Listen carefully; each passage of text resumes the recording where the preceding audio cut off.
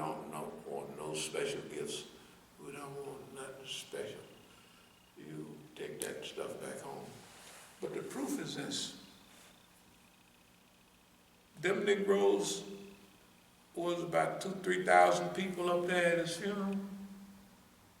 They didn't raise a dime. Everybody know that's the poorest community in the world. His wife from Tanzania, I don't know what she was. She got deported.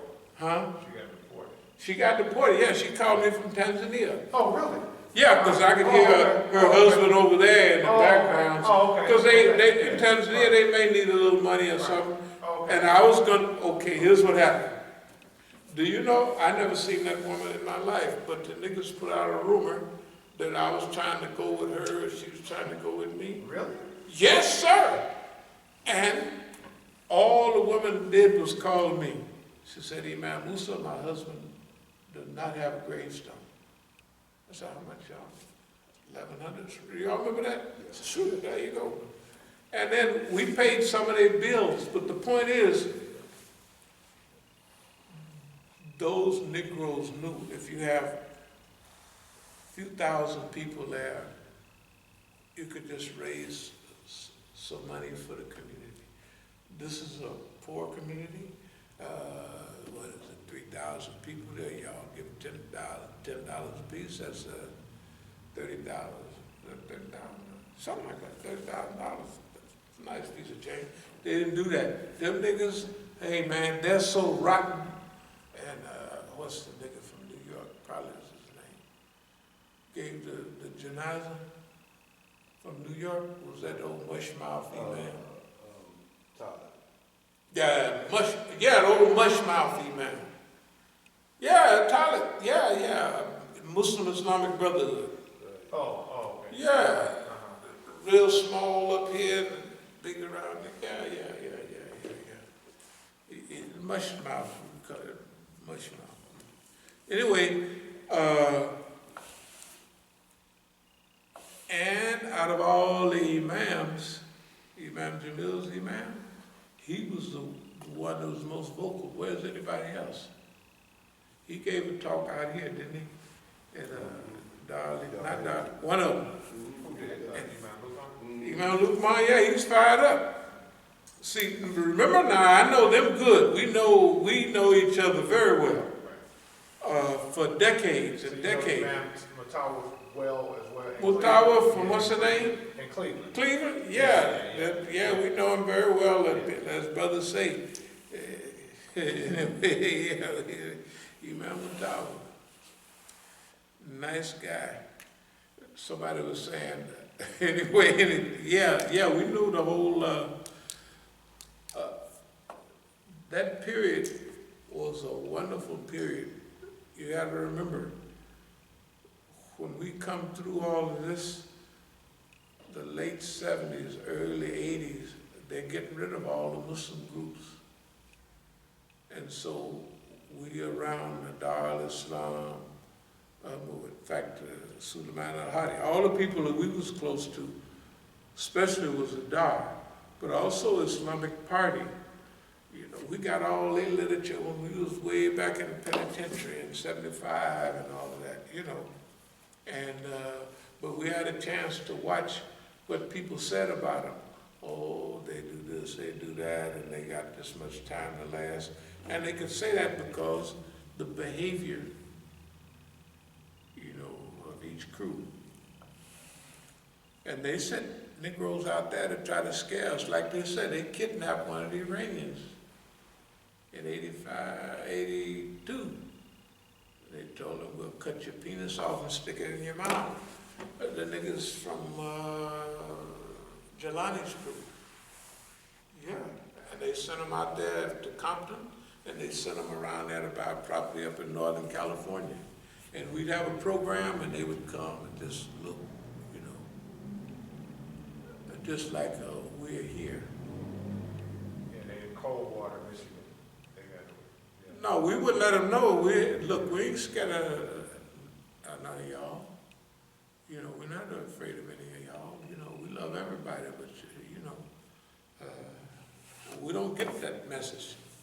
Just like we told them, used to come here, used to leave the paper down here.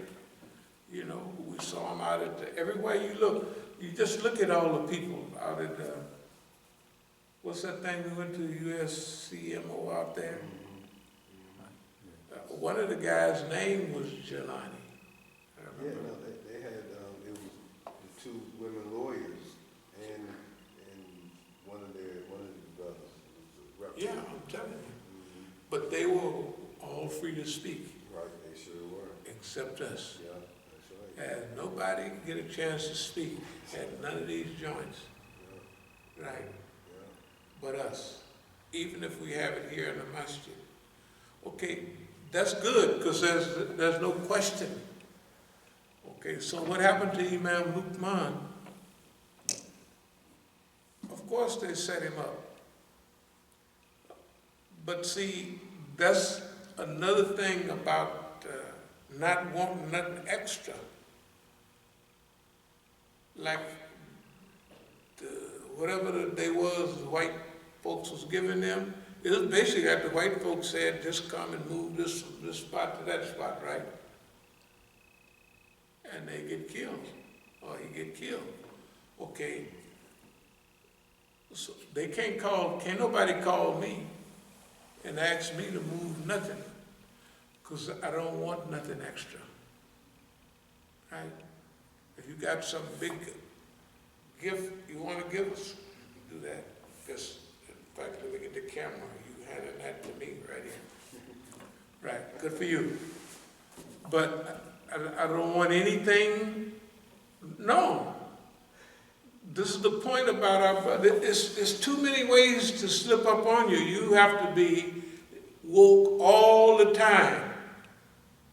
All the time. You can't say, well, this time I'm going to do just a little of that. You can't do that. You're not allowed that. You may get away with it.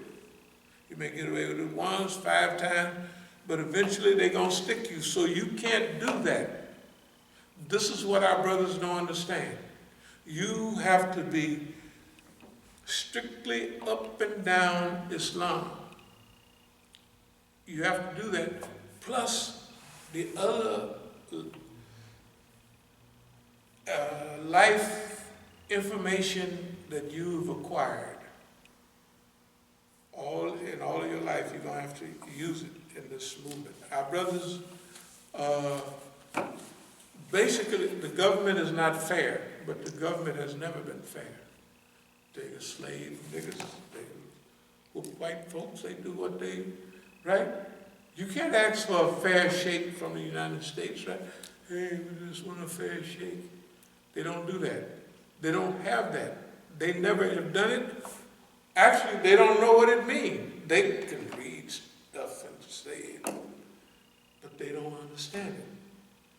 Okay, we have to teach people that lesson, but how to move forward with goodness and kindness and make America good at the same time.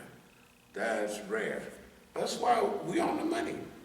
Shoot, we're exceptional. It ain't nobody else even thought about messing with mean old boss man and still doing good. They want to kill him. They want to set that joke on fire. Hey man, boss man is that mean. But we just want to hug boss man to death. That's what we're going to do as soon as we get a chance.